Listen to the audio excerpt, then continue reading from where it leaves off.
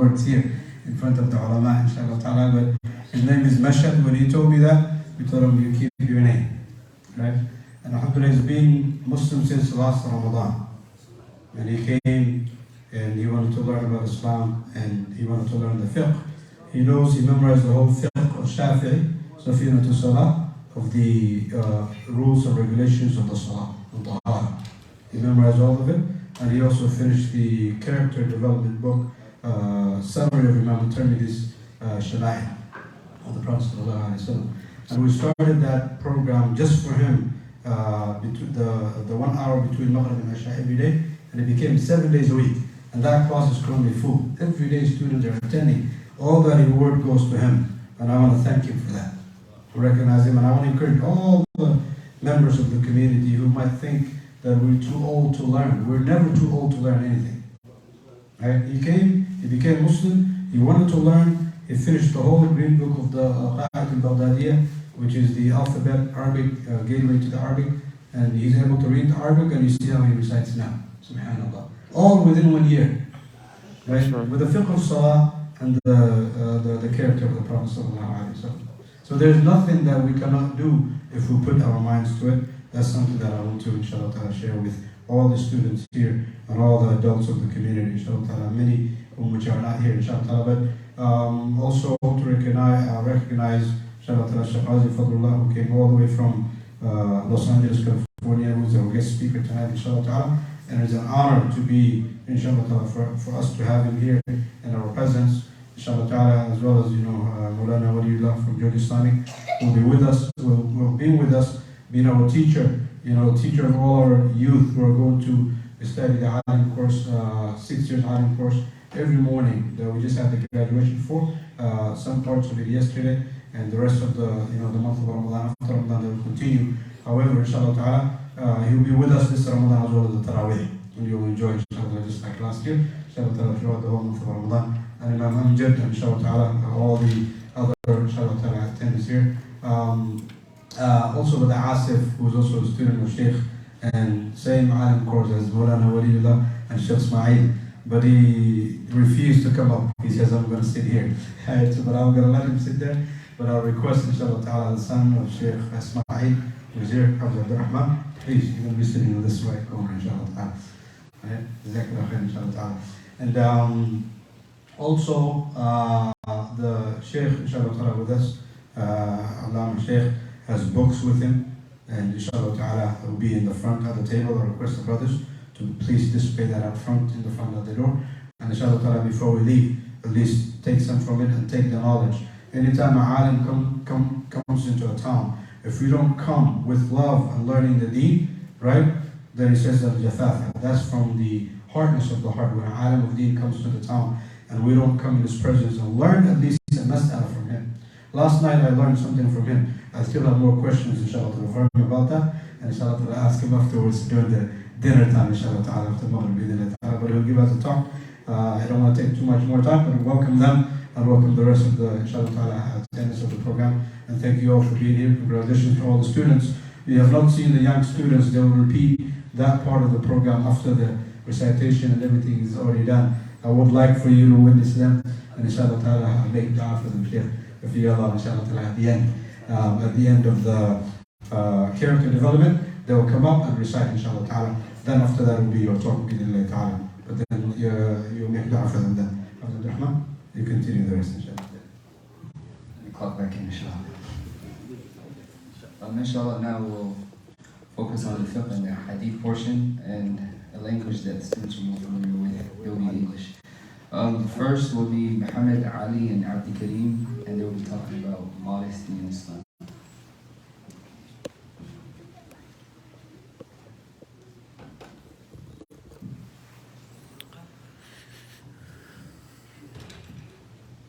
نحمده ونصلي على رسول الكريم أما بعد. Assalamu alaikum, beloved ulama, beloved elders, and beloved brothers and sisters in Islam.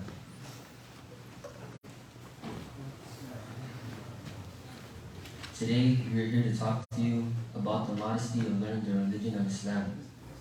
A hadith that was narrated by Imam Mukhtar states that their shyness did not prevent them from learning the religion. Nowadays, we are shy to ask questions about tahara, which is purification. We could be doing these things wrong, or worse, it could be haram.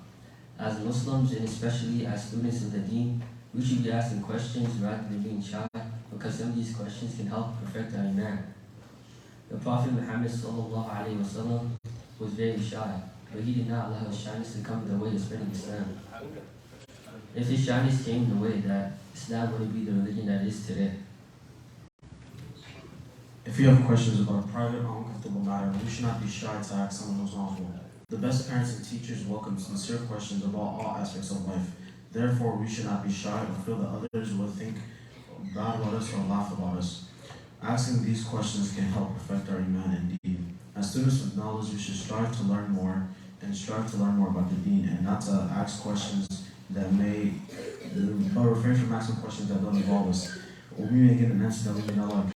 Allah subhanahu wa ta'ala mentions in the Quran in Surah Al-Ma'idah, ayah 101, يا أيها الذين آمنوا لا تسألوا عن أشياء إن تبد لكم تسؤكم وإن تسألوا عنها حين ينزل القرآن إن تبد لكم عفو الله عنها والله غفور حليم. All you who believe, do not ask about the things that if they are shown to you will distress you. If you ask about them while the Quran is being revealed, they will be shown to you. If you ask about them while the Quran is being revealed, they will be shown to you. And Allah subhanahu wa ta'ala has forgiven which is past. Allah subhanahu wa ta'ala is the most forgiving and forbearing. May Allah subhanahu wa ta'ala give us the understanding of the deen wa ma alayna illa al-bilal. Takbir. Don't go anywhere here. We were told to move this in the middle. The muscles real quick and short. Inshallah, next we will have Sanusi and Alu, and they'll talk about clothing in Islam.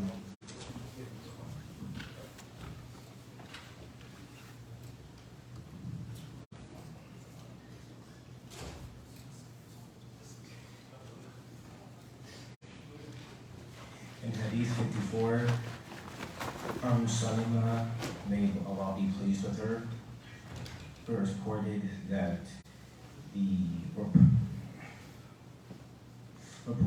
the record of clothing most beloved by the Prophet, by the Messenger of Allah, was the qamis.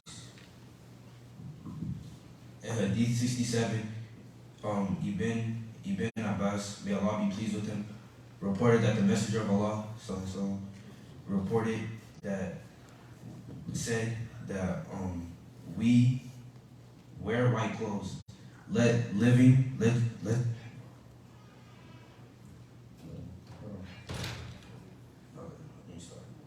In Hadith 67, Ibn Abbas, may Allah be pleased with him, reported that the Messenger of Allah said, wear white clothes, let your living wear them, and shroud your dead in them, for white is the best of your attire. When the Prophet wore his clothes, he always started from the right side and mentioned Allah's name. When he wore his garments, he would supplicate, "O Allah, to you is all praise. Just as you have given me this to wear, I ask you for the good of it and the good of what it is produced for, that it is useful to me in worshiping Allah. And I seek refuge in you from the evil of it and what can result from it, that it could be used for disobeying Allah, from showing off, or that it was used as arrogance." This simple daily action demonstrates to us how important it is to thank Allah for providing us with garments to cover our bodies, keeping us at a comfortable temperature, looking presentable, and not dirty and disheveled. A person can also wear nice clothes as a form of gratitude to Allah, because Allah loves His creations to manifest something from His blessings in a graceful way without displaying arrogance. Therefore, wearing clothes with these good intentions is an act of worship that is rewarded by Allah. Yet a garment can also serve as a form of evil, such as when a person wears expensive clothes to show off in front of the less fortunate or to parade and display his wealth. It is a sin if he feels that he is better than other people who do not wear such clothes. Wearing clothes with such negative intentions not only removes the barakah from the clothes, but also contributes to our hearts and souls being sullied by spiritual diseases such as pride, arrogance, and self-admiration. And another famous hadith, the Prophet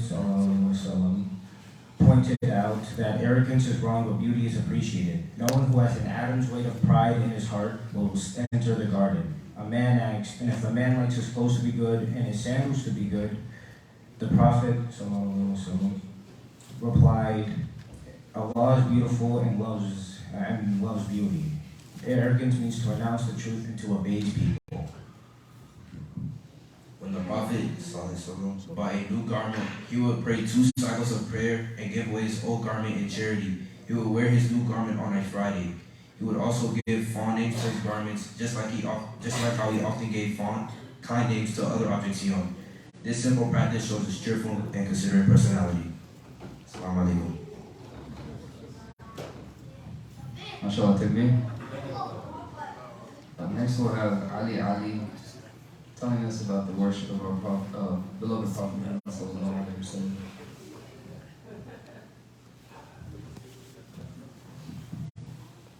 Assalamu alaikum wa rahmatullahi wa barakatuh. In Hadith 261, Mughira bin Shu'bah radiallahu anhu reports that the Messenger of Allah sallallahu alaihi wasallam would pray so much that his feet would swell. He was then asked, you do this even though your future and past sins have been forgiven? He replied, shall I not then be a grateful servant? In Hadith 266, Ibn Abbas radiallahu anhu reported that the Prophet Muhammad sallallahu alaihi wasallam would offer 13 units of night prayer. 13 units of night prayer. What is worship? Worship is doing anything that Allah has commanded and avoiding everything that Allah has forbidden. This is a form of worship which is also known as ibadah. This is the way that Prophet Muhammad sallallahu alaihi wasallam taught us to live our life, to attempt to do anything good, great or small, only for the sake of Allah. That is essence. Worship is a set of actions or words done or said to praise Allah for His perfection. How would the Prophet Muhammad sallallahu alaihi wasallam perform worship at night? Prophet Muhammad sallallahu alaihi wasallam would usually sleep throughout the first half of the night after Isha, and then awaken during the 4th, 5th, and 6th parts of the night. He would then pray with it and then lie down till dawn. And then on hearing the Fajr adhan, he would rise and make ablution or a ritual bath, and then pray his two sunnahs of Fajr, and then head to the masjid. Inshallah, we should all strive to learn about the sunnah of Prophet Muhammad sallallahu alaihi wasallam. Assalamu alaikum. MashaAllah, takbir. I am tripping being a host. I was supposed to mention where these students are bringing their knowledge from, and it's not out of the hat. It's actually out of this book called Shamal of the Prophet Muhammad sallallahu alaihi wasallam, a study on the prophetic character. And you may not have realized, but some of these students are doing this from memory. They're memorizing paragraphs. It would have been easier to summarize, but they took the hard way, mashallah. Next person will be Muhammad Amin, and before I forget, we're getting into fiqh, and this is from the fiqh of purification and prayer, Imam Shafi'i style. And he will be talking about the obligatory acts of wudu.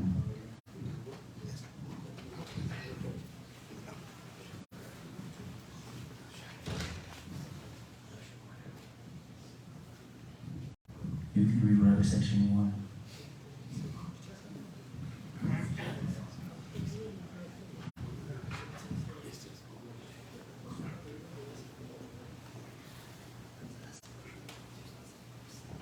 Today I'm going to be reading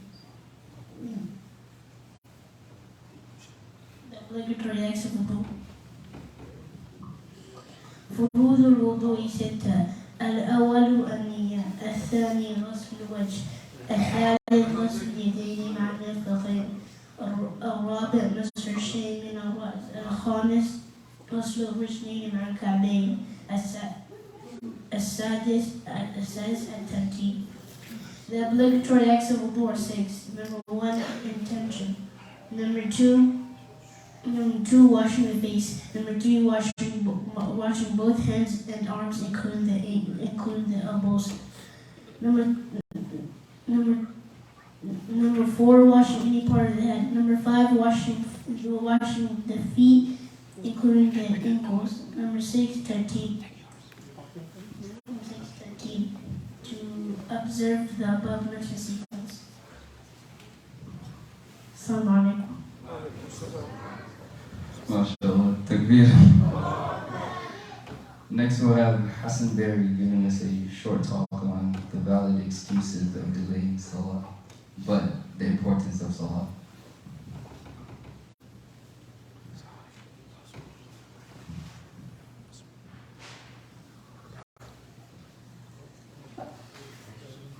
Assalamu alaikum wa rahmatullahi wa barakatuh. Today I'd like to share with you all a few things about the importance of Salah. Allah subhanahu wa ta'ala says in the Quran, in Surah An-Kabut, إِنَّ الصَّلَاةَ كَانَتْ عَنِ الْفَحْشَاءِ وَالْمُنكَرِ إِنَّ الصَّلَاةَ تَنْهَى عَنِ الْفَحْشَاءِ وَالْمُنكَرِ. Indeed, prayer should deter one from indecency and wickedness. Allah subhanahu wa ta'ala also says in the Quran, in Surah An-Nisa, إِنَّ الصَّلَاةَ كَانَتْ عَلَى الْمُؤْمِنِينَ كِتَابًا مَوْقُوتًا. Indeed, performing prayers is a duty on the believers and at appointed times. From these ayats, we begin to understand the importance of Salah. We as Muslims should pray, and prayer is actually a way of preventing us from doing wrong things and things that Allah dislikes. Now, Salah is not just whenever you want to pray. Salah has an appointed time for which we should pray, and it is obligatory on us as Muslims to pray at those appointed times. We're all humans and we make mistakes. Sometimes you might say that we're too lazy or too busy to pray. However, there are only two valid excuses for delaying the Salah. أعداء الصلاة اثنان النوم والنسيان. The valid excuses for delaying the Salah are two: sleep and forgetfulness. The condition for sleep is that a person was asleep before the time of Salah and did not awake until after. However, if a person wanted to go to sleep or lie down before the time of Salah, but was not certain whether or not he would wake up before the time and does so, it is considered haram. The second condition is of a person who forgot that he had not yet prayed his Salah and was not able to pray until after. Or he did not realize that he did not pray until after the Salah had passed. These are the only two valid excuses for delaying the Salah. In a hadith, the Prophet ﷺ narrates that prayer is the backbone of the religion. He who establishes it has established his religion, and he who does not establish it has abandoned his faith. In another hadith, Abu Hurairah radiallahu anhu narrates that the Prophet ﷺ said, the first thing for which a person will be brought to account on the day of judgment is his Salah. These verses in hadith demonstrate the importance of Salah. Salah is the most virtuous physical act of worship. The Prophet ﷺ, virtuous physical act of worship, and the Prophet ﷺ this was revealed to the Prophet ﷺ above the seven heavens. This again shows the importance and this again shows the importance of the Salah as it was revealed to the Prophet ﷺ at the highest place. Salah also purifies ourselves internally and externally. And without it, we will have nothing in the hereafter. So we as Muslims need to make sure that our Salah is performed at the correct time, performed properly, and we cannot delay it for any other reasons besides those mentioned. In Surah Al-Baqarah, Allah subhanahu wa ta'ala says, وَاسْتَعِينُوا بِالصَّبْرِ وَالصَّلَاةِ وَإِنَّهَا لَكِبْرَةٌ إِلَّا عَلَى الْخَاشِعِينَ. And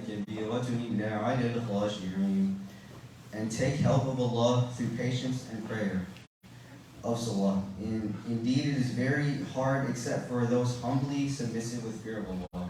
Allah subhanahu wa ta'ala also says in Surah Al-Mu'minun, قَدْ أَفْلَحَ الْمُؤْمِنُونَ الَّذِينَ هُمْ فِي صَلَاتِهِمْ خَاشِعُونَ. Indeed, the believers will ultimately attain true success. Those who concentrate in their Salah with humble submission. So, if we want the help of Allah and to be successful in this life and the hereafter, we will only be able to do this through our Salah. May Allah give us the ability to perform our Salah properly and give us tawfiq.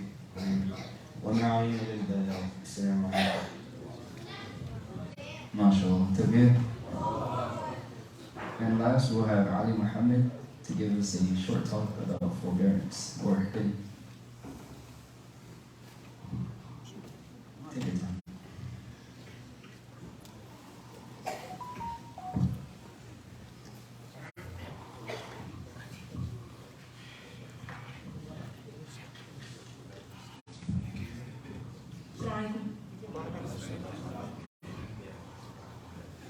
In Hadith 347, Aisha reported the Messenger of Allah ﷺ was neither lewd in disposition nor lewd in behavior, nor was he boisterous in the marketplaces. He did not requite evil with evil, but rather he pardoned and forgave. Allah graced the Prophet ﷺ was countless irrefutable miracles to confirm that he was a man of truth. The Quran, the greatest miracle given to him, enters every idol to the core of their being because of its truth, beauty, and eloquence. Yet, despite this, there are many people who do not know the truth. Some people refuse to acknowledge it simply because they do not want to change, or because it will not benefit them materially. No miracle will convince them, no matter how overwhelming it is.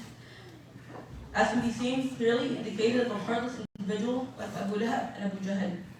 Yet, there is one thing that can influence a man who hates his enemy and change him so profoundly that he is ready to fight to defend his former enemy, and that is good character. This is because good character affects a person profoundly on an emotional level. This has a greater impact on a person than rational proof. The highest quality of good character is hilm, or forbearance.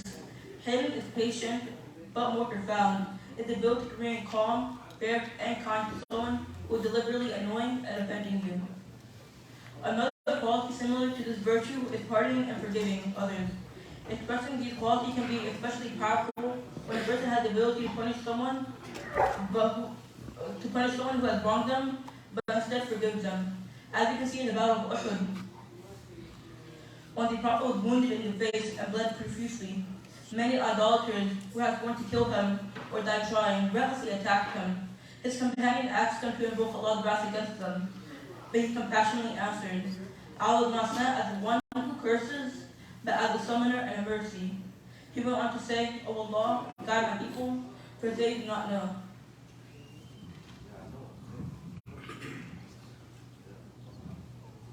He said, "Assalamu alaikum." Takbir.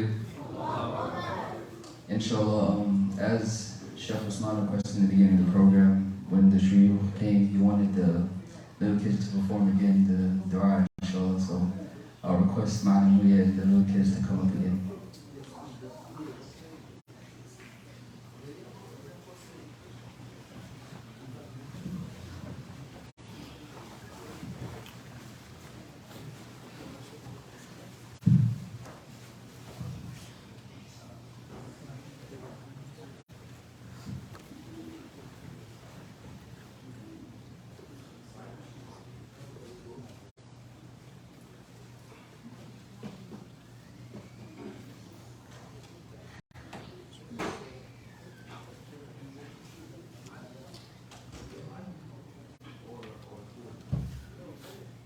اللهم أنت السلام ومنك السلام تباركت يا ذا الجلال والإكرام.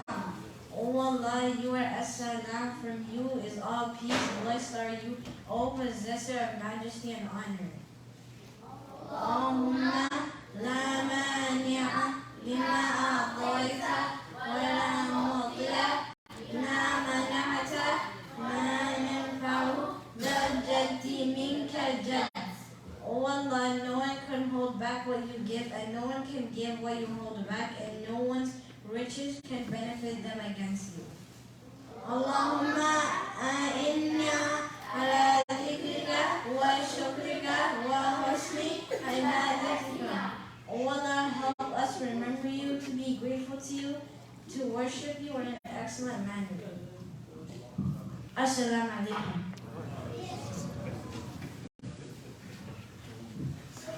MashaAllah, takbir. Next one, inshallah, Ahmed again, he will give us Surah Fatiha with the translation.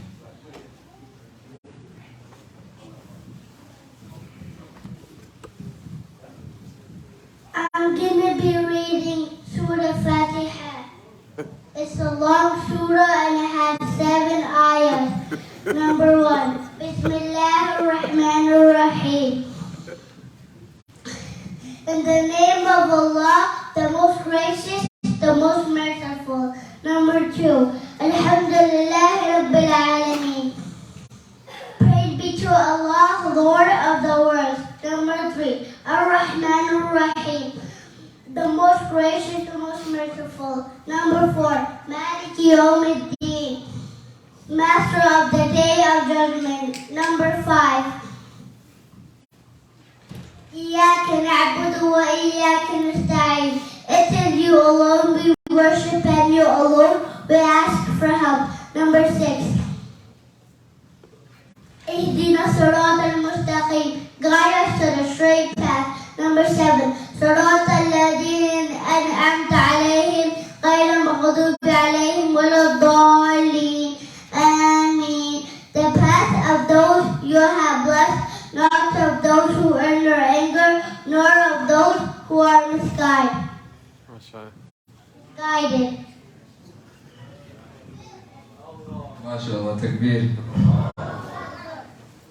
If Surah Al-Fatiha is long, bro, I'm scared to tell him about Surah Al-Baqarah. He's good on that. But inshallah, I would like to thank all the students for presenting, and all the parents for supporting, and all the shuyukh for showing up. But next, I would like to call Sheikh Usman back and let him take the rest. MashaAllah, takbir. Takbir. MashaAllah, jazakumullah khairan. I didn't tell him that was the longest surah of the Quran. I told him that's the biggest surah of the Quran. أعظم سورة في القرآن is Surah Al-Fatiha, right? So he took it literally. He said that's the longest surah of the Quran. But he got it down right, alhamdulillah, mashallah, mabarook. But this is the really the opportunity we have with this young children from a young age, that we can inculcate and really engrave whatever we want in their hearts if we put in time. Right? That's the message here. And these are not children who are coming every single day, 5-6 hours a day. No. They only come maybe 3-4 hours on the weekend and 1 hour between Maghrib and Isha. Not all of them do that. Only few come on a daily basis between Maghrib and Isha. And that cost thanks to Brother Mashad, who recited the last 2 ayahs of Surah Al-Baqarah. And he became Muslim last year, and he influenced that class. And inshallah ta'ala, in the future we hope to expand that. And I want to thank again the teachers, the parents, the students, and all the members of the community, and the distinguished ulama who came far away. Without further ado, inshallah ta'ala, I'd like to invite Allama Qazi Fazl Ullah to come and take over the program from here to give us his talk, inshallah ta'ala. And afterwards, we'll pray Maghrib Salah, inshallah ta'ala. And then after that, we'll have, inshallah ta'ala, the dinner with us, inshallah ta'ala. Jazakumullah khairan. May Allah subhanahu wa ta'ala reward you. Amen.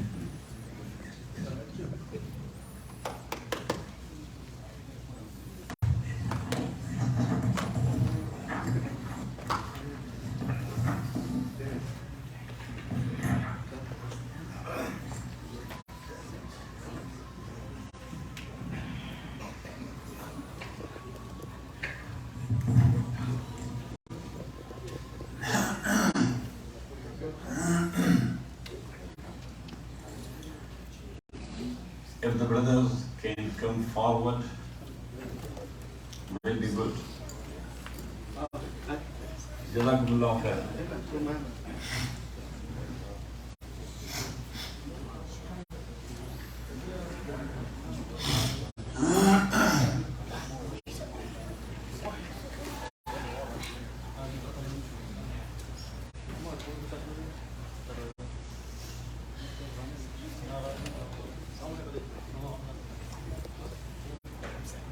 Alhamdulillah, nahmaduhu wa nasta'inuhu wa nastaghfiruhu wa nu'minu bihi wa natawakkalu alayhi wa na'udhu billahi min shururi anfusina wa min sayyiati a'malina. من يهده الله فلا مضل له ومن يضلله فلا هادي له ونشهد أن لا إله إلا الله وحده لا شريك له ونشهد أن سيدنا وحبيبنا ومولانا محمدا عبده ورسوله أما بعد فأعوذ بالله من الشيطان الرجيم بسم الله الرحمن الرحيم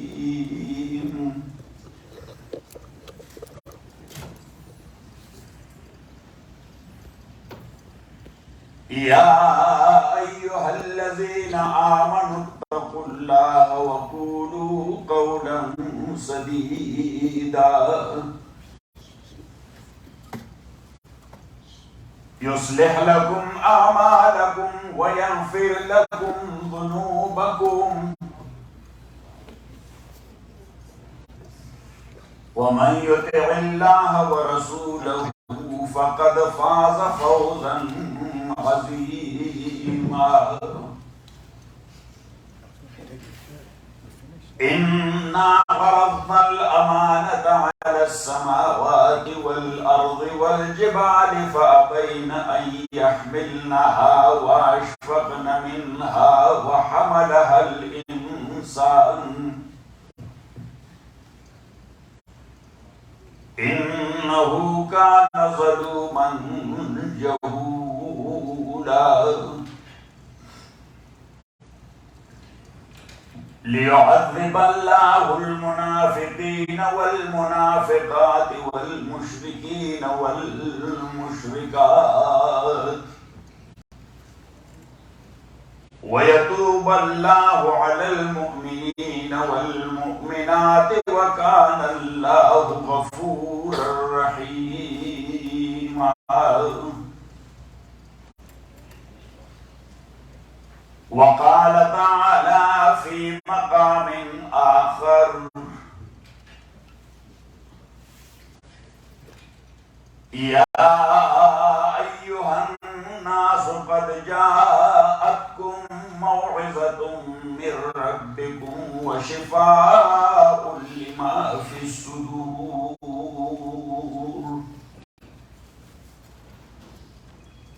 وهدى ورحمة للمؤمنين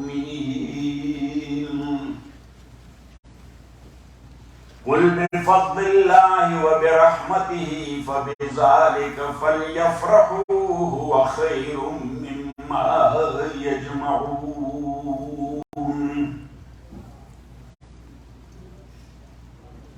وقال رسول الله صلى الله عليه وسلم لمعاذ بن جبل يا معاذ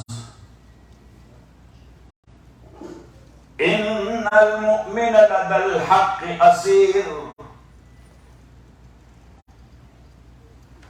يا معاذ إن المؤمن لا يسكن روعه ولا يأمن اضطرابه حتى يخلف جسر جهنم وراء ظهره يا معاذ إن المؤمن قد قيده القرآن عن كثير من شهواته ومن أن يهلك هو فيها بإذن الله فالقرآن دليله والخوف محجته والشوق مطيته والصلاة كافه والصوم جنته والصدقة فكاكه والصدق أميره والحياء وزيره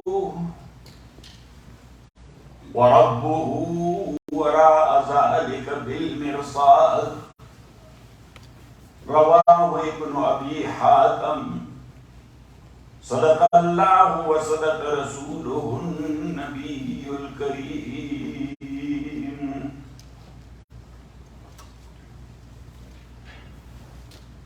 Distinguished ulama, Sister Badia, My dear respected brothers and sisters in Islam, first of all, I would like to pay thanks to Allah subhanahu wa ta'ala who provided all of us this opportunity to sit together for His good pleasure, to spend a little bit time for the sake of Allah subhanahu wa ta'ala. Because of you and you are sitting here, even though the masjid itself is a blessed place. In Hadith Abdullah ibn Abbas radiyallahu ta'ala anhu says that masajid are looked and seen to the creature of heaven like kan-nujumi fi sama, like the stars in the space. As the stars are shining to us, same is the case of our masajid to the creature in the heaven. And masajid, Rasulullah sallallahu alayhi wa sallam, he asked Jibreel and me, tonight inshallah, maybe implicitly, not expressly, Shaykh Usman, he agreed that tonight, inshallah, we will make this masjid Muzdalifah.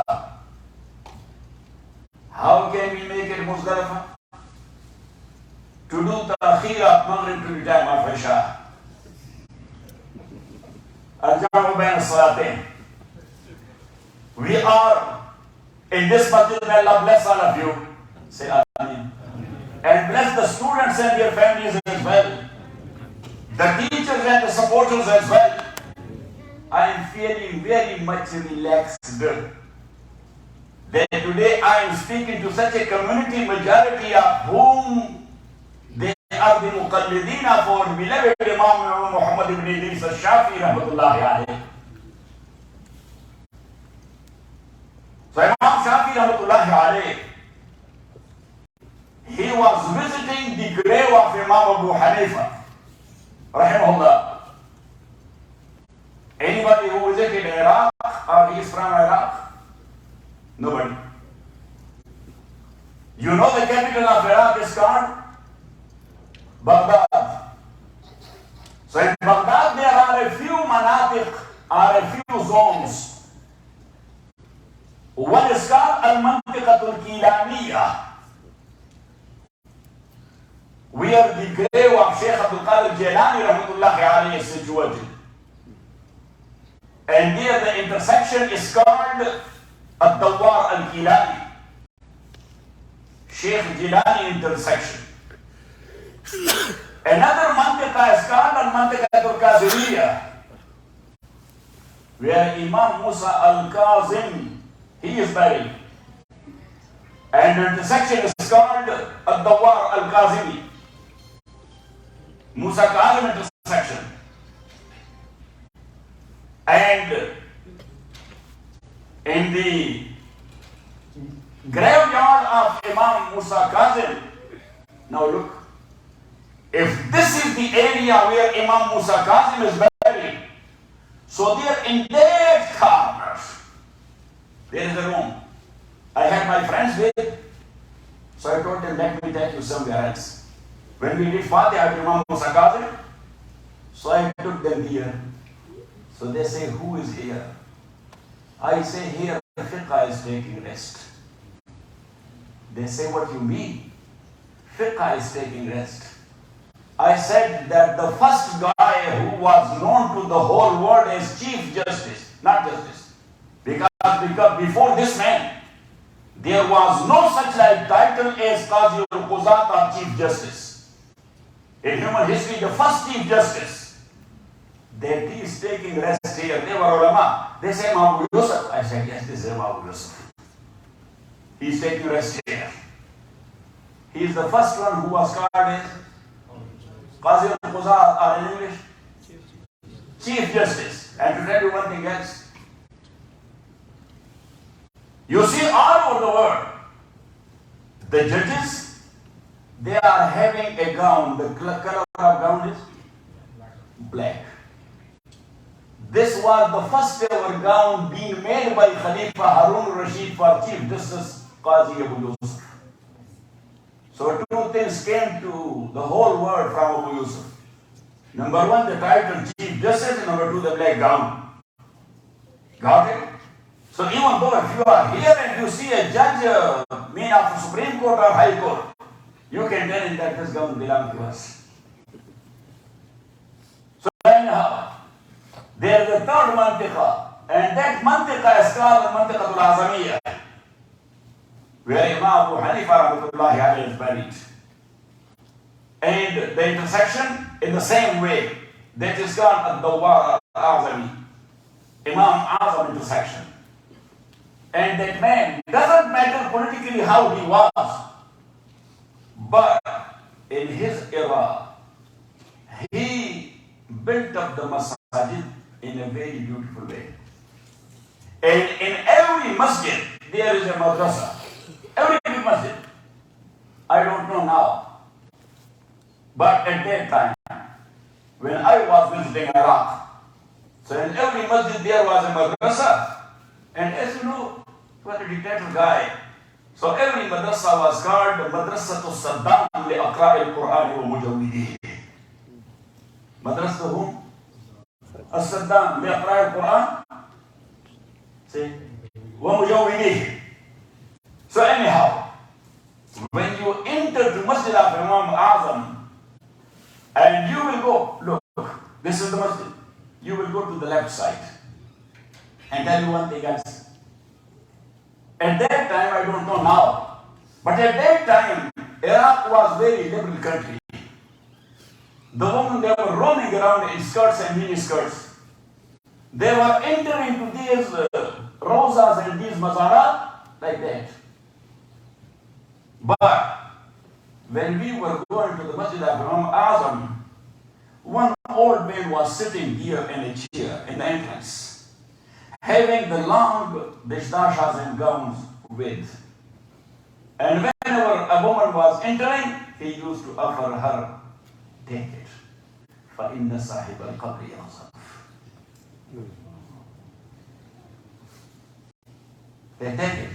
فَإِنَّ صَاحِبَ الْقَبْرِ يَغْضَبُ. That this man is becoming angry if you are going to. When you go there, like that door, you will enter there, the grill or the fence around the grave of Abu Hanifa made of copper or brass.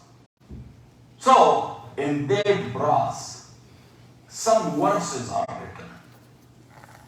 And right on the forehead of the fence, وقد قال الإمام محمد بن إدريس الشافعي رحمه الله حينما زار قبر الإمام الأعظم فإن الناس أعياد بفقه على فقه الإمام أبي حنيفة. Got it? So now this is good. I am a Hanafi. I am with my brothers, Imam al-Shafi. As their Imam visited the grave of our Imam, and he himself mentions that whenever as long as I was staying there for days and night, he said that I was thinking about certain issues. And he said that Allah subhanahu wa ta'ala took me to the right approach in my dream, and sometimes Abu Hanifa used to come to me and he said, Muhammad, this solution should be like this. It depends on transparency. If you don't have the transparency of your qalb and dimagh, heart and brain, so what you will see in your dream, donkeys, coyotes running here and there. Yes or not? It is so. But Imam Shafi rahmatullahi alayhi, he was seeing Imam Abu Hanifa in his dream because he was eager to learn. So anyhow, look at me. Now as you know, that this was a little bit preface of my speech for tonight. Yes.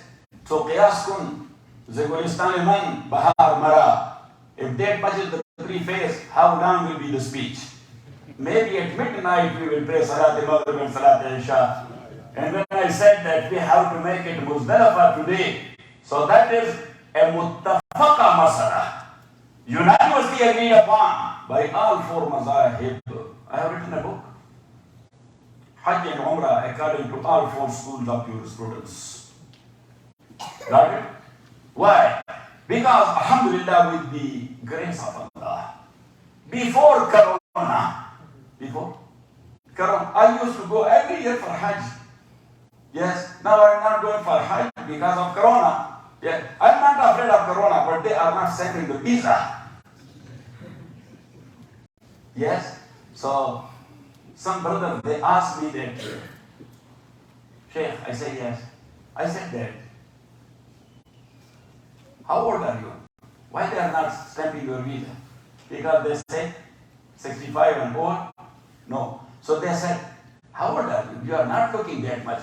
I say, actually, this is my second janam, but they are counting my previous janam. So anyhow, my dear respected brothers and sisters in Islam, dear, I saw everywhere. People are fighting with one another, you are doing wrong. And I used to tell them, no, he is doing right and you are doing right. But you are used to your own culture and your own mazhab, so you think that I am 100% right and he is 100% wrong. I was there in masjid. One student close to our masjid, there is the university, yes, California State University. So a student is coming to masjid. So one Saudi student after prayer, he came to me, he was a newcomer. Because the face was looking a new one to me. So he came to say, Assalamu alaikum wa alaikum salam, he said that, Sheikh, the bayan, it was excellent. The khutbah, it was amazing. But one thing happened wrong in prayer. I said that what part of prayer happened wrong? He said the iqamah. I said, how? I didn't feel it, that it is wrong. He said that the muezzin was saying two times, yes, ashhadu an la ilaha illallah, ashhadu an la ilaha illallah, ashhadu anna Muhammad Rasulullah, ashhadu anna Muhammad Rasulullah. I said, where do you come from? He said, from Saudi Arabia. So I asked him, which part of Saudi Arabia? He said, from up north. I said, from a small village. He said, of course. And then I asked him that maybe you have never went out of Saudi Arabia to any big city. He said, no, not. This is my first coming out of Saudi Arabia. I said, brother, what you saw there, that is right. And what you saw here, that is right as well. So then I explained. He said, oh my God, I don't know that. So anyhow, when I saw there that the people are fighting regarding manasik, you are doing wrong and this should not be like this. So then I wrote a book, Hajj and Umrah, according to all four schools of jurisprudence. And to make it easy, I made the charts there. That would be case of this mansak and this mansak and this mansak and this mansak. In which mansak, in what way, three imams agreed upon, we are doing ta'bir jumhur, the jumhur side. And then the fourth imam, who is on the other side, we say waqal Quran. And such imam said so and so. So my dear respected brothers and sisters in Islam, we have a famous poet in Pashto language. He has a big diwan. You know his name. What? Baba Abdul Rahman rahimahullah. Great wali. Baba Abdul Rahman. I translated his book in English. Now the brothers are working on that. Yes, because we want to introduce our own Pashtun Baba to the whole world. Yes, Pashtun Baba should be introduced to the whole world. So brothers ask me, non-Pashtun, what is there in the book of Baba? I say fighting. Because Pashtun do not know but only fighting. Yes, if they don't have a common enemy, so they kill one another. So anyhow, my dear respect, I said, brother, he was a alim, he was a Sufi. I think, Shaykh Usman, all of you are Sufis also. Yes, I'm also Sufi, but like so. Yes. So anyhow, my dear respected brothers and sisters in Islam, I have recited from different places a few ayat of Holy Quran. Here, when I was listening to these kids and children, reciting the Holy Quran. That was amazing. Some of them, when they were delivering their speech or their talk, that is amazing. That is Rasulullah sallallahu alayhi wa sallam said, "Usikum بالشبان خيرا فإنهم أرق أفئدة وإن الله بعث لي بشيرا ونذيرا." Rasulullah sallallahu alayhi wa sallam said, I order you, wasiya is an amar, because wasiya is wajib tatbiq. In Sharia, wasiya is فَمَنْ بَدَّلَهُ بَعْدَ مَا سَمِعَهُ فَإِنَّمَا إِثْمُ عَلَى الَّذِينَ يُبَدِّلُونَ. If somebody made a will and somebody tampered, so Allah subhanahu wa ta'ala said, he will be carrying and taking this ism and the sin with him. Because wasiya is wajib al-ta'mil, but to the extent of Sharia. Let me tell you one thing else, look at me. When somebody passes away, so after his death, if he has belongings behind him, so then 4 rights are addressed, or they are addressing his taraka, or his left behind, his property. Number 1, يُبْدَأُ بِتَجْهِيزِهِ وَتَكْفِينِهِ. That first of all, from his wealth and property, his tajheez and takfeen and burial expenses, but to the extent of Sharia. If you are doing bandar, that is not included.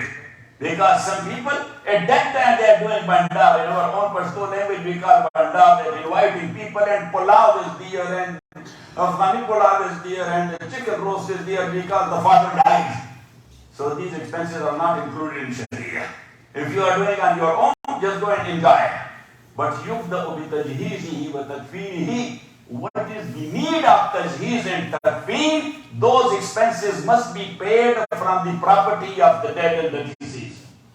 And number 2, summa yuqda duyunu. And then after that, his duyun, his loan, his debts, they are to be paid from. But now duyun and debts, there are 2 types. Duyunullah wa duyunul ibad. Number 1, the debts of Allah. If somebody, he was bound to perform Hajj and he didn't, because he was delaying, or somebody was bound to pay zakat and he didn't. So now, according to Imam Shafi, rahimahullah, Imam Malik and Imam Ahmad ibn Hanbal, rahimahullah, they say that his duyun must be paid from that. Maybe these are the duyun and debts of Allah or debts of fellow humans. But the difference between Shafi, Malik and Ahmad, rahimahullah, I never thought that in Africa there are Shafi'iyul Maslah. Mostly I think that mostly they are what? Malikis. Mostly they are what? Malikis. But Tariq Usman, he is a good representative of Imam Shafi. Rahmatullahi alayh. Our Shaykh Rahmatullahi alayh, when he was referring to Imam Bayhaqi, you know the name? Yes, Rawahul Bayhaqi, great muhaddis. And he is not only a muhaddis, he is a critic. He is what? He is a critic of hadith.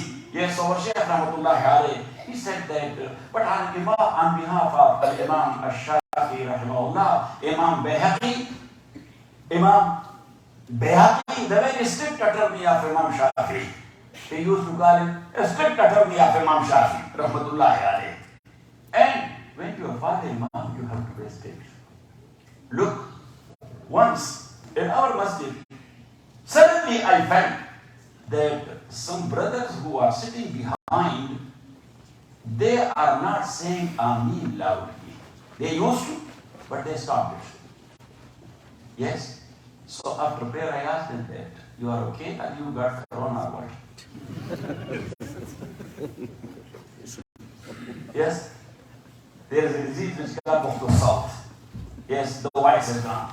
That your voice is gone, I didn't hear the Ameen loudly. They said, Sheikh, in Jummah you were talking about Ameen. At-Tamil al-Sirran and At-Tamil al-Jahran. When the British rule, when the British rule was there in India, so there was a dispute between Hadith and Hanafiya on Ameen. A fight went, people got injured, and the case went to British court. Because British, they were the rulers. Yes. So, Then the ulama from this side and that side, they were giving their dalail. Yes? And the topic was Ameen bil Jahr is Sunnah or Ameen bil Sir is Sunnah. Ameen? Say. Bil Jahr, loud, or Ameen bil Sir, secretly and slowly. That is Sunnah. Yes? In decree, the judge quoted very beautifully. He said that I am not a Muslim, but as far as the debate, discussion and arguments are concerned, I came to a result, and that is that there is, Ameen is not of two types in Islam. That is of three types. So one is Ameen bil Jahr, that is Sunnah. And the second one is Ameen bil Sir, that is Sunnah. But a third one for which they are fighting, that is Ameen bil Shar. I don't know that, what is that? So Ameen bil Jahr, Ameen bil Sir, and number three, Ameen bil Shar. So Baba Abdul Rahman rahimahullah, he said, that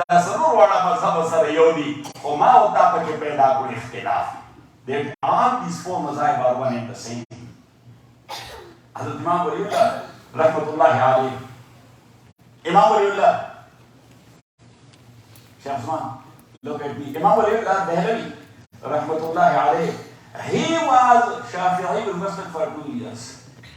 When he was staying here in Medina with Shaykh Abu Tahir al-Kurdi al-Muhajir al-Madani rahimahullah, because he has 3 mashayikh from Haramain, but he is very much in love with the Shaykh Abu Tahir al-Kurdi al-Muhajir al-Madani rahimahullah. Our channel, our narration chain, our sanad is going toward Rasulullah sallallahu alaihi wasallam from Imam Waliullah to Shaykh Abu Tahir al-Kurdi al-Muhajir al-Madani al-Shafi'i rahimahullah. Say rahimahullah. Rahimahullah. So anyhow, Imam Waliullah says that these differences of these 4 imams, may Allah bless all of them. Say Ameen loudly. He said that that is another dalil. That is another dalil of 2 things. Number 1, that Rasulullah sallallahu alaihi wasallam is Khatamun Nabiyyin. And number 2, that he was the beloved of Allah. So whatever he has done in his lifetime, especially in ibadat, Allah subhanahu wa ta'ala kept it intact after him, in shape of Shafi, in shape of Malik, in shape of Ahmad ibn Hanbal, or in shape of Abu Hanifa. Because have they invented anything from their own? Say, the only thing, he said that this hadith is prior. Another one said, no, this hadith is prior. A third one says that that hadith, if not mansukh, that is matruk al-amal. That's what? Matruk al-amal. So this is the practical one. But Allah subhanahu wa ta'ala kept the action of the Prophet sallallahu alaihi wasallam intact. So in one and the same surah. In one and the same surah. I am putting my hands here. Yes? Shaykh Usman, where you put? Right there. And what the Mawalik are doing? Yeah, irsal. Yes, down. All 3 practices were done by Rasulullah sallallahu alaihi wasallam. One of our teacher from Jamiatul Azhar. He said that this is not a joke. I am telling you a real story. He said that in masjid there in Egypt, because in Egypt there are the muqallideen of all 4 mazahib. So he said that one Hanafi was there in a masjid, so he was praying his prayer, having his hands here, there enough, tahta surah. Yes? So someone was there, he was very strict to his mazhab. He was Shafi. Yes? So he came, and in his prayer, he took his hand here, he said that that is against Sunnah. Yes? And he said the third guy was sitting here from Sudan, he was Maliki. When he saw it, so he came, he said, let it down, because these 2 are wrong. Now that guy got confused that what should I do, how will I complete my prayer? Because in one time I can do only one practice, not all 3 at once. You cannot cut your hand into pieces that 1/3 is here and 1/3 is here and another 1/3 is hanging here. Yes? So the guy, he was a good mujtahid of his time as well. Yeah? So he was standing in prayer and he put his hands here. And he was reciting Ihdina Seerat Un Nabi, Seerat Un Nabi, Allahu Akbar. Yes. When he completed the prayer, so he came to the guy. So he said that much I know as well. That this is sunnah. This is sunnah. And this is sunnah. But you were not letting me to practice sunnah. When I started my own bid'ah, so you never touched me. It means that you are against sunnah, not against bid'ah.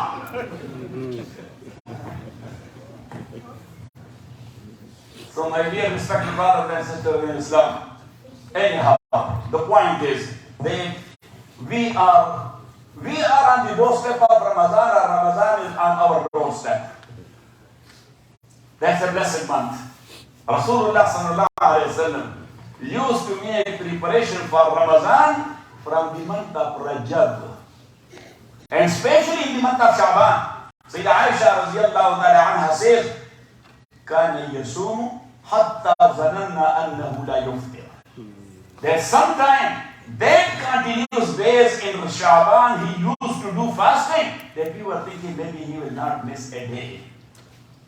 And وَكَانَ يُفْطِرُ حَتَّى ظَنَنَّا أَنَّهُ لَا يَصُومُ. And sometimes, constantly, he was not having a fasting in the month of Sha'ban. We were thinking he will not do anything regarding fasting. So that was a preparation.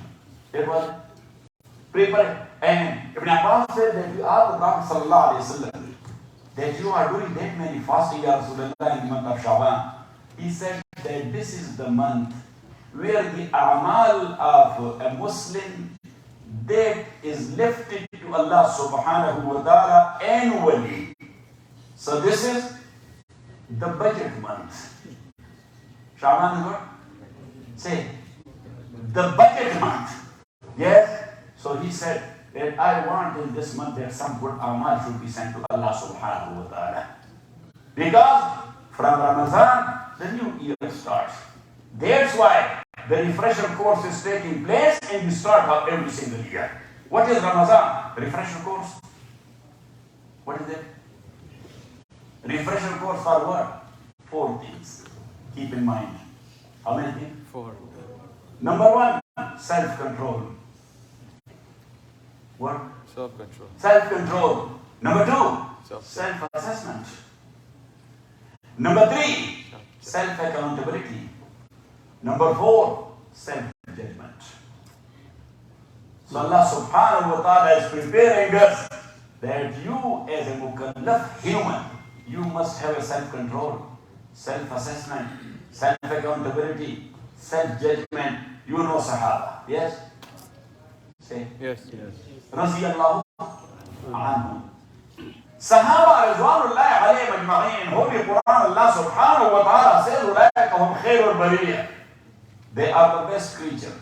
Radiyallahu anhum wa radu an. They are happy with Allah, and Allah is happy with them. We are happy with Allah, but we don't know whether Allah is happy with us or not. May Allah subhanahu wa ta'ala be happy with us. Our Sheikh Muhammad Sahib, who is called Peshawar Pashto area. He has the title of what? Peshawar Pashto area. Muhammad Sahib, he said that once I saw in my dream Allah subhanahu wa ta'ala.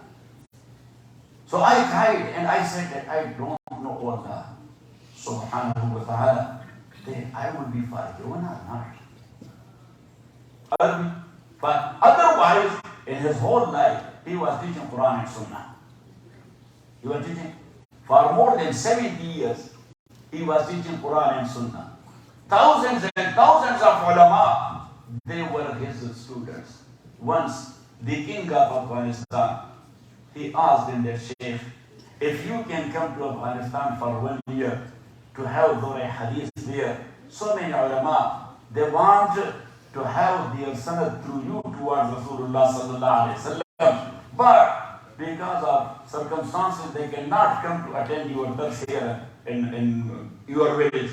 So, but he was saying, sorry, I cannot go anywhere.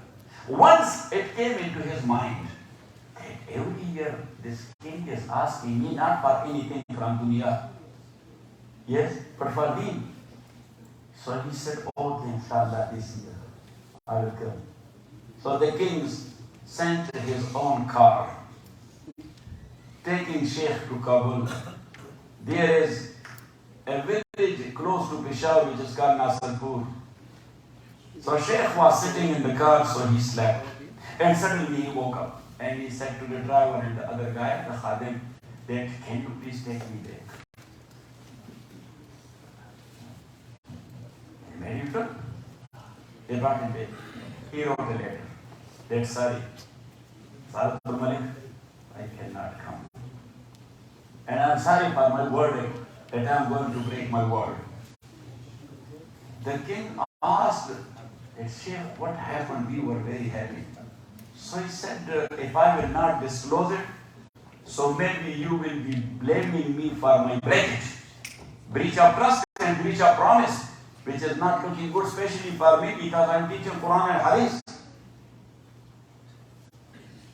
So the case said that when I was sleeping, Rasulullah sallallahu alayhi wa sallam, he brought one khadim and servant was holding a tray, having the black and the white grapes there in that tray. And a circle of muhaddithin were sitting around in a circle. And Rasulullah sallallahu alayhi wa sallam, he was distributing those grapes to these muhaddithin. Like Shaykh al-Islam Hazrat Madani was there. Allama Rashad Kashmiri was there. Hazrat Shaykh al-Hind was there. Imam Bukhari was sitting. Hafiz ibn Hajar was sitting. Imam Zahabi was there. Hafiz Maqdisi was there. Allama Qari was there. Waqi ibn Jarrah was there. Ali ibn Madini was there. Imam Hamadi was there. Ahmad ibn Ashab was there. Muhammad ibn Yahya al-Ansari was there. And so on and so on. So Prophet sallallahu alaihi wasallam, he was giving grapes to someone, 1, 2, 1, 2, 1, 2. I was in the circle as well. So he skipped me. So I stood up. I said, Ya Rasulullah, I am teaching God the Sahih, Bukhari, Tirmidhi, Abu Dawud, Sunan Nasa'i, Ibn Majah, Muslim Sharif, Mukhtar, Shamal al-Tirmidhi, Kitab al-Asar, Imam Muhammad. I am teaching all these hadith book. So Rasulullah sallallahu alaihi wasallam smiled and he said, Nasiruddin, you are going to Kabul to eat grapes there. So that's why I said to the driver, take me back. I don't want to exchange those grapes for these grapes. Got it? So I read in his ahwal that I saw Allah subhanahu wa ta'ala in my dream. So I said, oh Allah, when I died, that I will be forgiven or not. He said, of course, you are forgiven. You read a book, you wrote a book on my tawheed. And he said, I didn't know that I have written a book on tawheed. Written on certain other topics, but I didn't remember. He said, once after that, I was getting confused day by day. Yes, Kitab al-Tawheed, I have written. He said, I found 25 pages small risala, a small book, which sometime back I forgot and I wrote it, but it was not published. When I found that, so I said, oh Allah, this is the Kitab al-Tawheed I have written. When I read about Shaykh like that, so the same night, I started writing one book on Kitab al-Tawheed because everybody is going to die. Yes? So that was actually a sanad, that if you will write on Kitab al-Tawheed or on Tawheed, you will be forgiven. So in one night, until Salat al-Fajr, I wrote a book. That was 62 pages. Yeah, so I wrote it, that inshallah. And I will share the maghfirah with you.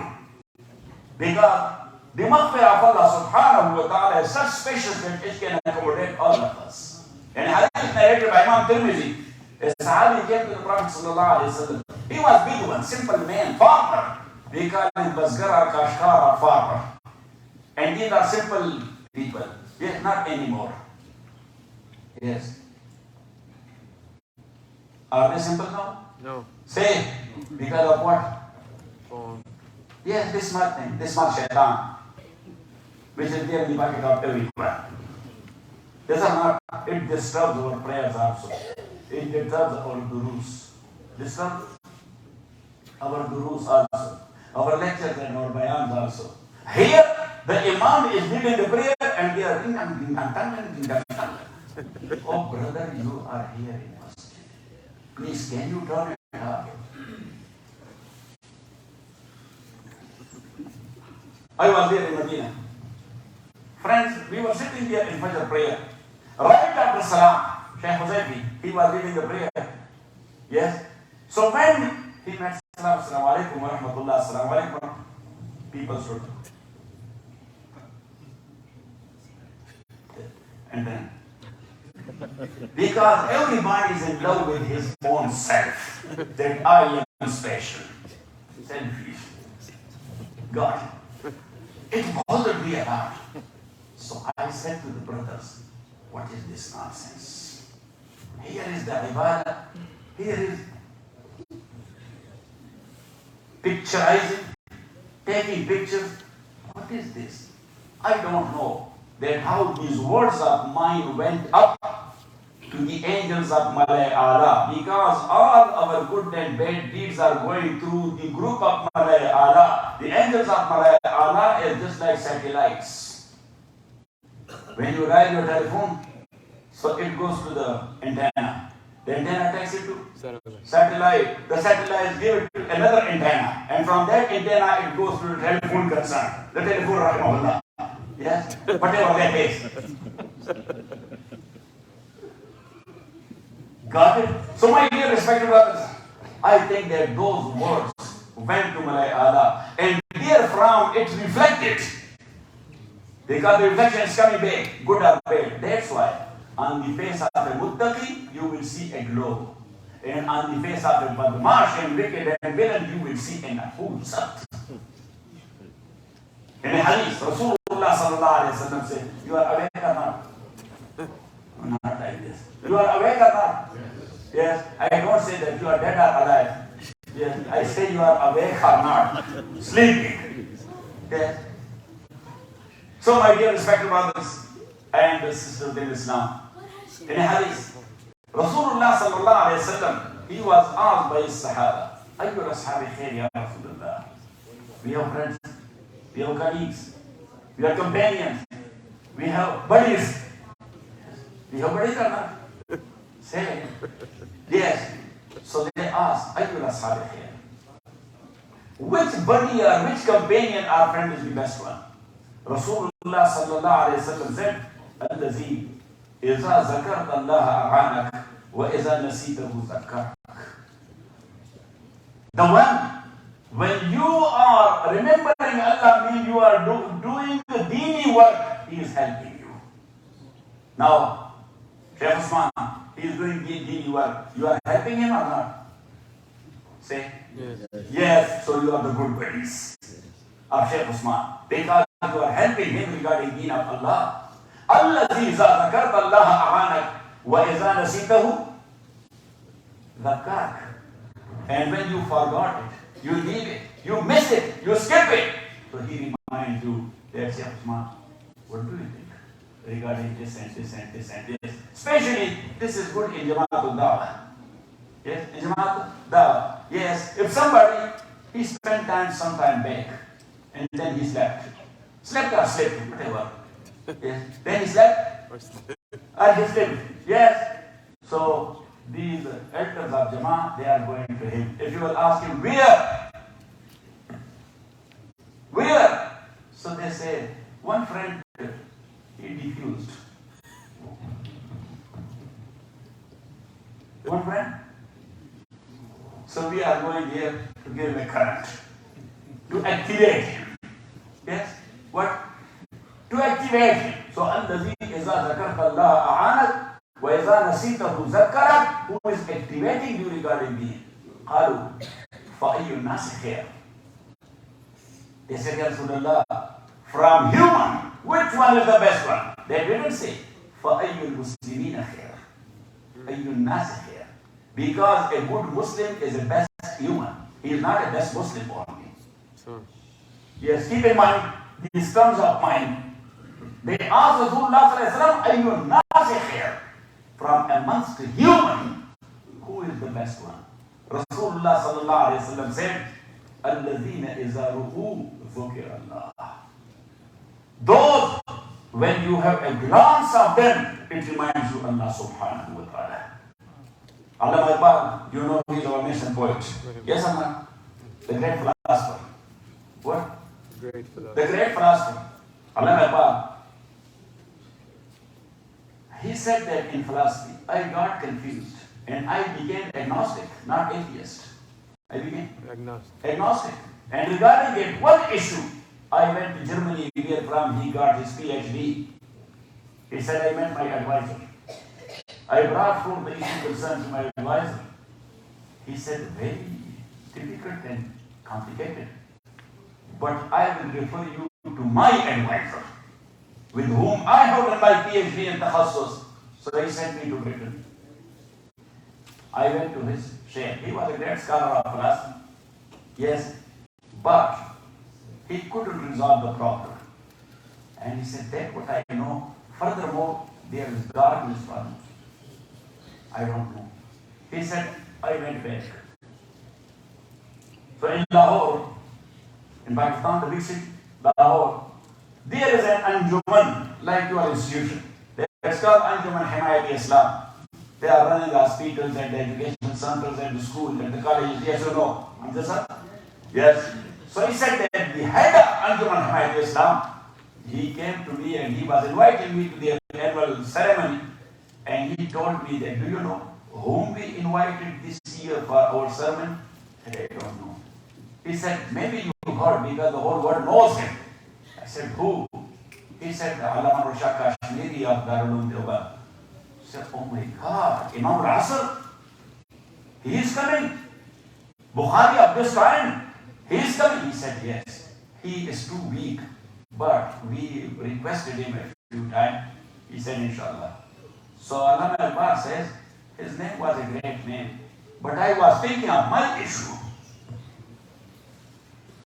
He said that when Allama came and I went there, so the head of the Anjuman, he took me straight to the room where Allama was staying. He said, he opened the door and said, Assalamu alaikum. So Allama looked like this. He was leaning to a wall and he was studying. Because those who are studious, for them study is just like roof. If you will stop me from study, I will die. If you are not giving me food, that's okay for me. I don't care. Yes. The only thing I am eager to, that's tea. Yes. So that's why I said to Walillah and Asad and Safi and Saif and bring tea. Why are you looking at me? Yes. I never asked them to bring me food. Even though they bring food and Abisab is fighting with me for the last 50 years. Yes, for food. He says, eat, and I say, I cannot eat. He says, this is good for your health. He said, but I don't have health. So anyhow, my dear respected brothers and sisters in Islam, he said that when I went there, Allama was leaning to a wall and he was telling, so that host of him, he said that Allama Sahib, he said yes, said that Allama Iqbal is here. He said that Allama was too weak, but so I rushed to him, yes, to hug him and sitting. He said, no. I study your poetry a lot. I am in love with you. I am in love with you. Let me say, that is not for you. That is for the khidmah you are doing. For the ideas you are giving to the ummah. So he hugged me and I said, Allama said that now when I looked at his face, the first glance, it changed my dunya. My inner world was totally changed. And my own Tamir and conscience told me that if this man believes God, so God exists. So Rasulullah sallallahu alayhi wa sallam, and then he says, that's what I was pointing this point. But he said, and I brought forth the same issue to Allah. He said, I was looking at my watch in 13 minutes. You know what? He resolved the issue in such a way that there I was thinking, that these great philosophers of the whole world, they should join this man to know the core of philosophy, that what philosophy is and what logic is. But anyhow, الَّذِينَ إِذَا رُؤُوا ذُكِّرَ اللَّهُ. So then, Sahaba asked the Prophet ﷺ, وَأَيُّ النَّاسِ شَرٌّ. Who is the worst human? Not the worst Muslim. Who is? Say. The worst human. أَيُّ النَّاسِ شَرٌّ. May Allah forgive and forbid. So Rasulullah ﷺ said, Al-ulama is al-fasaq. The ulama, Quran and Sunnah, when they become fasik. Because people are looking at ulama, once again, Shaykh Usman, our Imam and your Imam. You don't have any dispute with me if I claim that Imam Shafi is my Imam. You have any fight? Okay. So, my Imam and your Imam, Al-Imam Muhammad ibn Shafi, rahmatullahi alayhi, he said very beautifully, if the ulama, they are looking for mubahat, which is permissible, not too good, but that is allowed. If they are practicing mubahat, the general public will be practicing makruhat. And if the ulama will be practicing makruhat, so the general public will do muharramat. And he said that if the ulama are not avoiding muharramat, the public will become kafir. Because they are looking at ulama, they are our role models. So if the role model is disturbed that much, so the muqtadi will go far ahead of him. That is okay, let's go. So Rasulullah said, al-ulama is al-fasaqu. So anyhow, we are on the doorstep of Ramadan, and Ramadan is our doorstep. May Allah subhanahu wa ta'ala give us tawfiq to perform his ibadah in the proper way in the holy month of Ramadan. Don't ask like this, Tarabi, how many rakat? Yeah, when Ramadan comes, yeah, the first issue which arises, that is Tarabi, how many rakat? I say, brother, this is an annual bazaar where you can find a lot of stuff. Allah is giving a lot of things for free. Do as much as you can.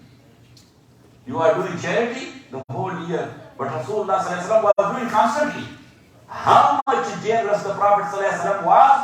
Sayyidah Aisha, Sayyidina anha, our mom, our beloved mother, Raziyallahu ta'ala anha.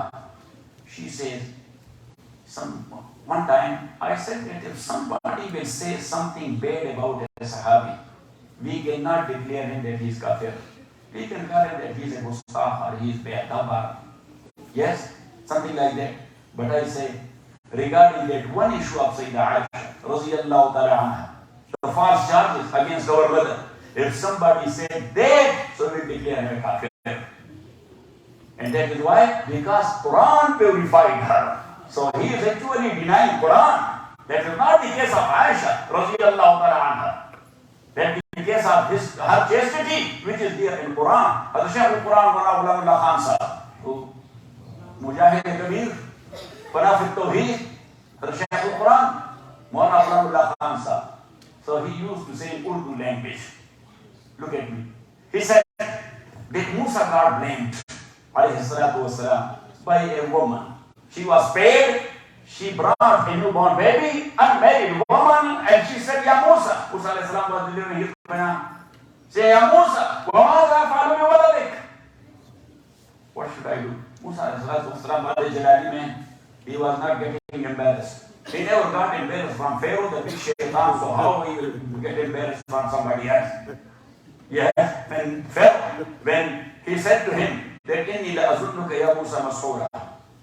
That Musa, what you are saying, I think you got bewitched.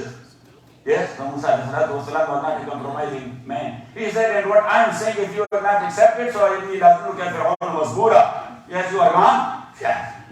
He said, oh my God, what a man and what a power he has. Challenging me with all this power of mine. So my dear respected brothers and sisters in Islam, then Musa was he said, وَمَنْ أَعْطَى هُنَا وَكَمْ أَعْطَوْكَ. Who brought you here and how much they paid you? So now the lady, And she said, Mr. So-and-so, they give me that much money, and I have this illegitimate baby, and they said, blame Musa. Alayhi salatu wassalam. Anyhow, Yusuf alayhi salatu wassalam, he got blamed. You know that? The story is here in Surah Yusuf. So, shahidun min ahliha. In a cradle, a baby was there, either her first cousin or her nephew, the son of her sister. So he spoke that no, that is wrong. In kana qamisu qudda min duburin, fakazabatuhu min as-sadiqin. When kana qamisu qudda min qubulin, fakazabatuhu min as-sadiqin. If the qamis is torn from front, she is telling lie. فلما رأى قميصه قدّ من دبر قال إنه من كيدكن إن كيدكن عظيم. When he checked, the qamis was broken from the bed, so he said, you plot it. You plot it in the كيدكن عظيم. And you are trapped, the woman trapped if they want to. May Allah subhanahu wa ta'ala forgive all of us. Yes, because the case is not that of woman sent or men sent. Bad of them are bad and bad of us is bad as well. Good of them is good and good of us is good. Yes, but the only thing is take it in light mode. That they have 911, yes, but we need an 811 as well. Because we are suffering a lot. The men are suffering a lot here. So they need what?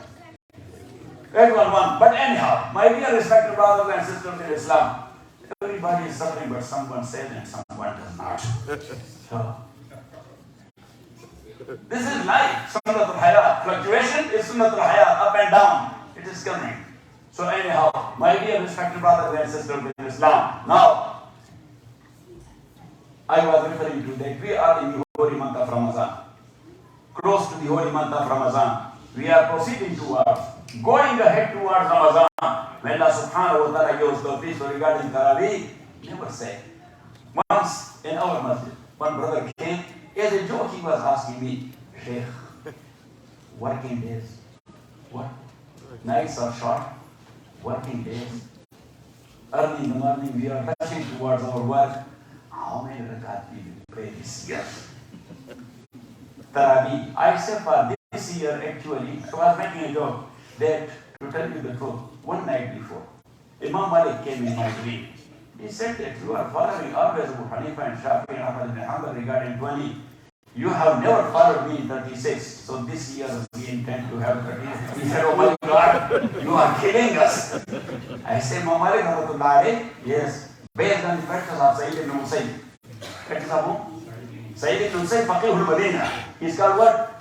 Faqih al-Madinah, a great tabi'i, a great muhaddith, Sayyid ibn Musayyib, radiyallahu ta'ala anhu. So that is his mazhab. Because the people in Medina look at me. People in Medina, they said to Imam Sayyid ibn Musayyib radiyallahu ta'ala anhu, Sheikh, how lucky the people of Makkah are. He said, yes, they are, there is Baytullah. He said, no, we are talking about their practice. He said, what practice? He said that after every 4 rakah there is tarweeha. Guess what? And some Arab alim, he asked me, Sheikh, 20 rakah authentic? I said, yes. So he said, any hadith in this regard? So I put a hadith on the side. I said, no. The Taraweeh itself say that we are 20 rakah. He said, Taraweeh say that we are 20 rakah. I said, yes. He said, how? I said, you are Arab. Taraweeh is plural of what? So he said, tarweeha. I said, what is tarweeha? So he was Arab. He said, the sitting after 4 rakat. That is sunnah. Tarweeha. And I said, taraweeh. That is plural or singular? So that is plural. So then I asked him, that this is Jama Salim or Jama Mukassar? So he said Mukassar. So I said that Mukassar, Jama Salim, that could be for 3. For what? For 3, so that is Jama Salim. But Jama Mukassar must be for 4 or more. For what? For 4 or more. So there must be 4 tarweehas. Got it? So if you will do a tarweeh after 4 rakat, so one tarweeh after 4, another one after 4, 8, a third one after 4, 12, a fourth one after 4, So you see, and when that is tarbiha, it requires to have another 4 rakat after that. He said, oh my God, this year I will pray 20 rakat. Yes, what I'm saying, sir? Yes. So anyhow, look, if you can pray more, just pray more. This is season. Allah has given you the opportunity. Yes. Why you are not receiving and why you are refusing? Stimulus checks. If anybody has returned stimulus checks to the government, he should raise his hand. You accept it or not? Say, and that's why you were thankful to Corona. Shakar Allahu sa'yaka ya Corona. May Allah bless you ya Corona. What a good check. So this is a month of stimulus check. What? EED. What does it stand for? EDD. Huh? EDD. EDD. What does it stand for? Unemployment. Huh? Unemployment. Unemployment. Unemployment. Yes. So this is a time where you are receiving a lot for free. Rasulullah sallallahu alayhi wa sallam said in a hadith, "Man taqarraba fihi bi khasla, kana kaman adda farizatan fima siwahu." Man taqarraba fihi bi khasla. What is khasla? A nafal practice. Whosoever did a nafal practice in this month, so his reward will be equal to a farz practice. وَمَنْ أَدَّى فِيهِ فَرِيضَةً كَانَ كَمَنْ أَدَّى 70 فَرِيضَةً فِيمَا سِوَاهُ.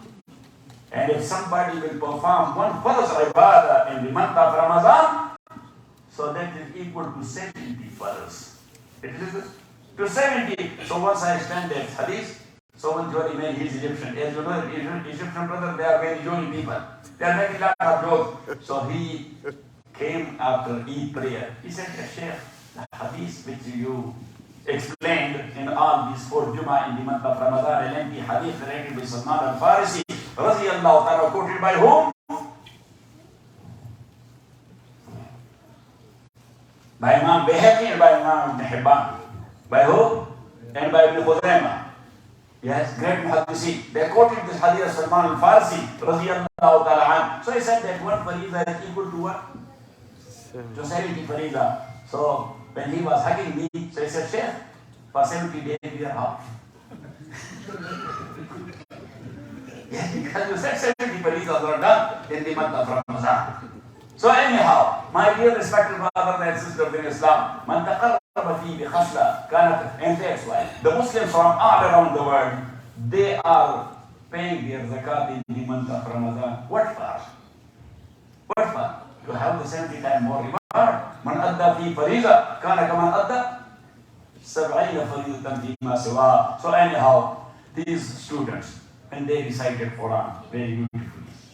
Very beautiful. And the one brother who recited Amana Rasul, Bima unzila ilayhi min rabbihim al-mu'minun. Rasulullah sallallahu alayhi wa sallam says in a hadith.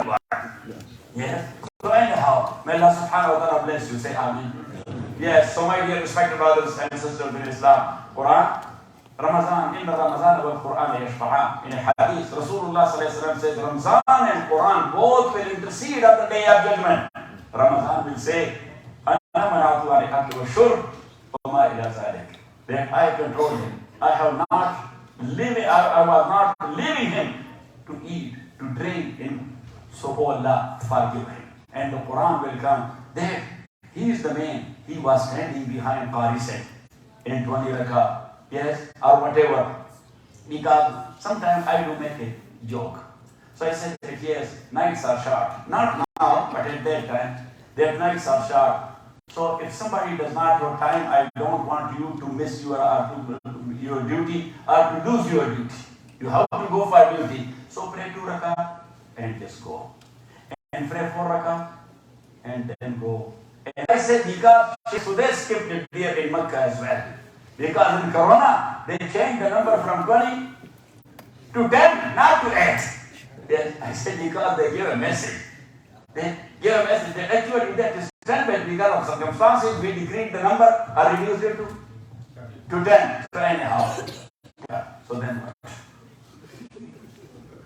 You lost or he lost?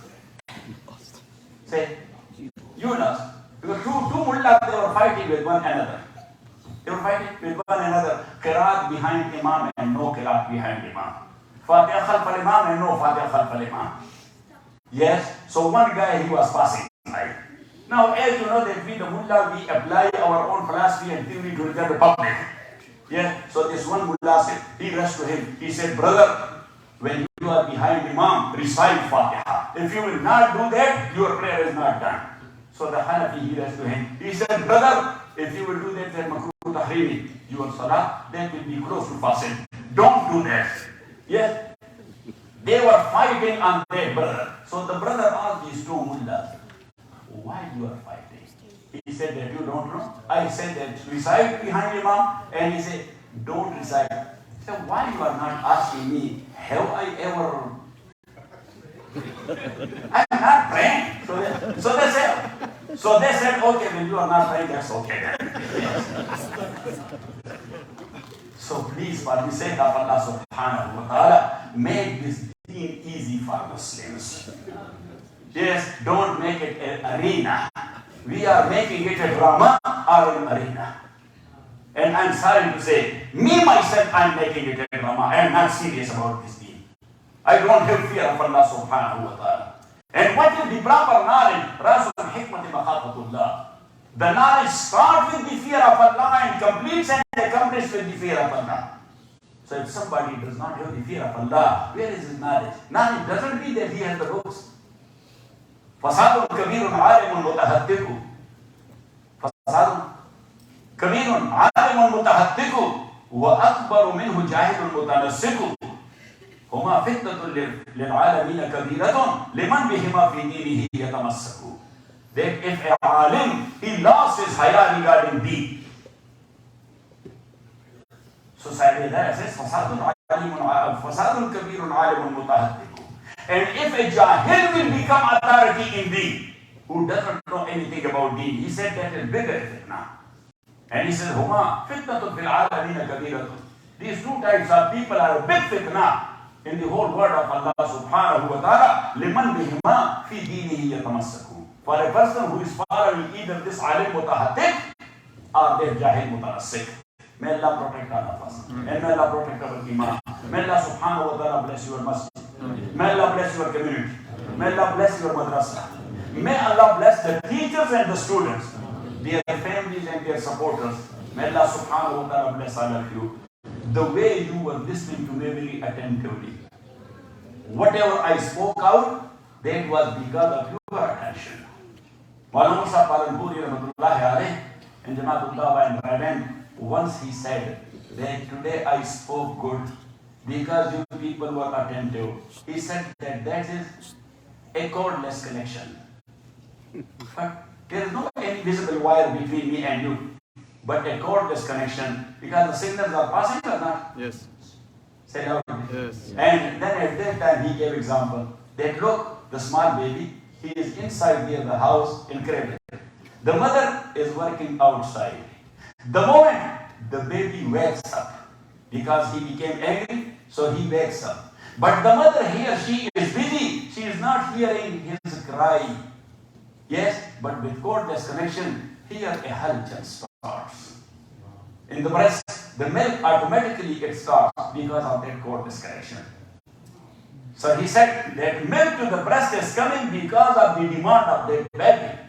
So that whatever I said, that was your demand. So Allah subhanahu wa ta'ala brought it to my tongue and I expressed it. That was your amana. I think that still I have done some khiyana. I have not given it properly. But anyhow, I tried to my best. May Allah subhanahu wa ta'ala bless all those brothers and sisters who are supporting any dini work anywhere all over the world. May Allah subhanahu wa ta'ala give shifa kamila to all those who are suffering from any type of disease. Those who have mashakil and difficulties, may Allah subhanahu wa ta'ala remove their mashakil. Say salat ala nabi wa salli ala Muhammad wa ala ali Muhammad kama sallayta ala Ibrahim wa ala ali Ibrahim innaka Hamidum Majid. A great mufassir, he is in our mashayikh, in our narration chain towards Rasulullah sallallahu alayhi wa sallam. His name is Abu Abdullah Al-Dani rahimahullah, and he has a famous tafsir by the name of Tafsir. So he is from our mashayikh in 7th century. In what century?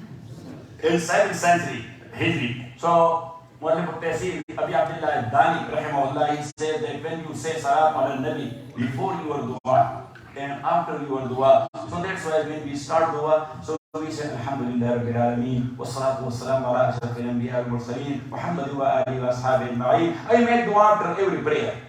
Yes, with Jama. So a Arab alim, he came to me, he said, Sheikh, you are making dua? He said, I said yes. So he said, why? So I said, because I don't need it. Yes, if you are not making, you don't need it. But I don't need it. Yes, brother, why you are fighting for these issues? If somebody is making it, let him do. If somebody is not, don't force it like this. I wrote a book on that. فضل الوعاء في مسألة الدعاء. فضل الوعاء في مسألة الدعاء. So I mentioned here from the very beginning that ibadat are of three types. Our actions are of three types. Number one, which is going against Quran and Sunnah, just demolish it from day one. The second one, which is on the basis of Quran and Sunnah, you must do that. And the third one, which is not going against Quran and Sunnah. So he said that mustahabbat, nawafil, nafal ibadah. When we pray our nafal ibadah, we know that at this time Prophet sallallahu alaihi wasallam prayed 2 rakat. We don't know. But if that is not, so now mustahabbat, that is allowed every time, but if the Prophet sallallahu alaihi wasallam forbidden it. Like dua, what time you can make dua? Say. Yes, and what time you can pray upon? But Imam Shafi, Imam Malik and Ahmad bin Hanbal, rahimahumullah, they are of the view that if that is a nafal which has a cause behind, it has a cause, like you completed your tawaf after Salat Fajr and sun has not risen yet. So they say the cause is there because of tawaf. Actually, that is 2 rakat nafal. That is the tawaf which is making it wajib, and we call it wajib al-tawaf. Only we the Hanafiya call it wajib al-tawaf. The 3 imams, they don't call it wajib al-tawaf. They don't use the word wajib for such like practice. They use akadu sunan. What they use?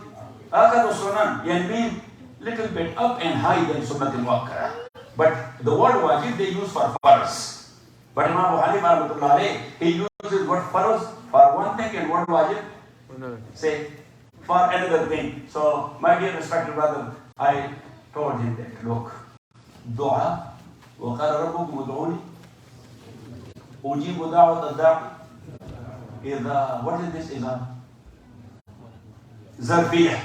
What is this?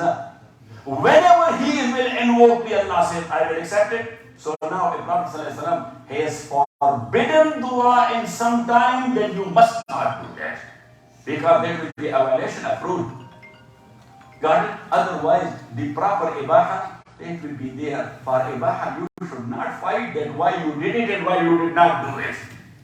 So those who did it, and when you are there in a masjid, where the process is that they are not making dua, so you should not make dua. Why you are creating problem for that imam? Yes, but if you are in a masjid and he offered you to go to musalla, and he used to make dua after farz, even though you are not making it, so don't make a problem for that imam. You should make a dua there. Got it? وَصَلَّى اللَّهُ عَلَى خَيْرِ خَلْقِهِ